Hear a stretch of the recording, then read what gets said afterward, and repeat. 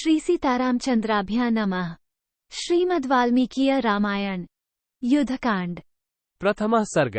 पहला सर्ग। हनुमान जी की प्रशंसा करके श्रीराम का उन्हें हृदय से लगाना और समुद्र को पार करने के लिए चिंतित होना।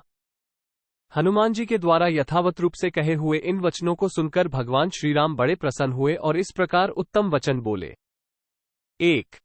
हनुमान ने बड़ा भारी कार्य किया है। भूतल पर ऐसा कार्य होना कठिन है। इस भूमंडल में दूसरा कोई तो ऐसा कार्य करने की बात मन के द्वारा सोच भी नहीं सकता।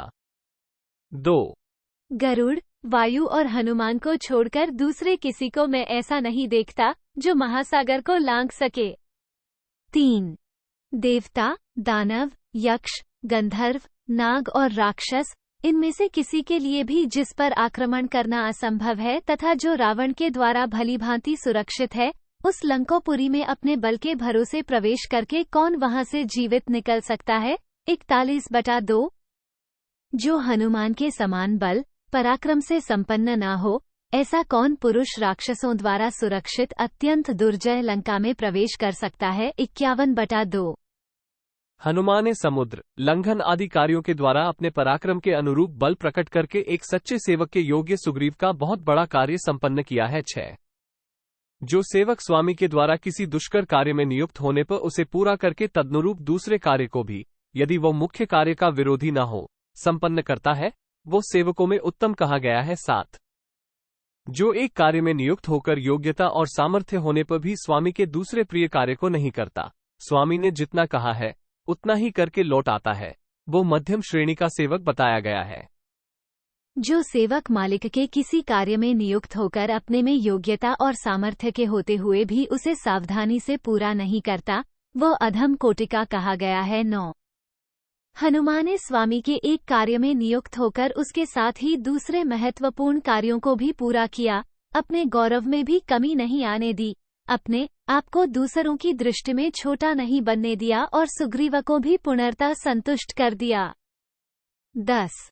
आज हनुमान ने विदेहनंदिनी सीता का पता लगाकर उन्हें अपनी आंखों देखकर धर्म के अनुसार मेरी, समस्त रघुवंश की और महाबली लक्ष्मण की भी रक्षा की है। 11।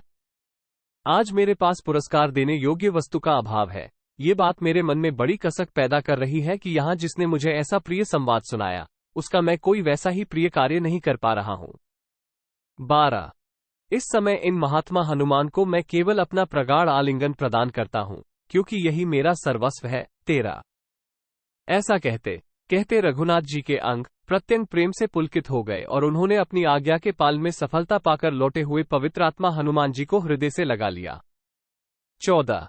फिर थोड़ी देर तक विचार करके रघुवंश शिरोमणि श्रीराम ने वानरराज सुग्रीव को सुनाकर यह बात कही। बंधुओं, सीता की खोज का काम तो सुचारू रूप से संपन्न हो गया, किंतु समुद्र तक की दुस्तरता का विचार करके मेरे मन का उत्साह फिर नष्ट हो गया। 16। महान जलराशि से परिपूर्ण समुद्र को पार करना तो बड़ा ही कठिन काम है। यहाँ एकत्र हुए ये वानर समुद्र के दक्षिण तट पर कैसे पहुँचेंगे। 17। मेरी सीता ने भी यही संदेह उठाया था, जिसका वृतांत अभी मुझसे कहा गया है। इन वानरों के समुद्र के पार जाने के विषय में जो प्रश्न खड़ा हुआ है, उसका वास्तविक उत्तर क्या है। 18। हनुमान जी से ऐसा कहकर शत्रुसूदन महाबाहु श्रीराम शोकाकुल होकर बड़ी चिंता में पड़ गए। 19। इत्यार्षे श्रीमद् रामायणे वाल्मीकीये आदिकाव्ये युद्धकांडे प्रथमः सर्गः 1।